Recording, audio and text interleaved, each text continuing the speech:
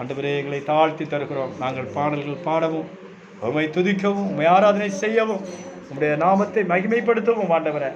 அருமையான சகோதரி ஆண்டவரே, அப்பா உடைய கத்தாவே, ஓ ஸ்தோத்திரம் ஸ்தோத்திரம் ஸ்தோத்திரம் அப்பா. உடைய மகளுடைய விமலா இல்லத்திலே வந்து ஆண்டவரே உடைய நாமத்தை உயர்த்தும்படியாக தேவன் எங்களுக்கு கொடுத்த அந்த வேலைக்காய் நன்றி.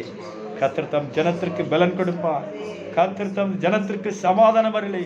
கர்த்தர் தம் ஜனங்களை ஆசீர்வதிப்பார். ஆமேன் ஆமேன் ஆமேன் ஆமேன். கர்த்தர் இந்த அக்டோபர் மாதம் இந்த 8ஆம் தேதியிலே கர்த்தருடைய பிள்ளைகளை ஆசீர்வதிக்க போதுமானவர்.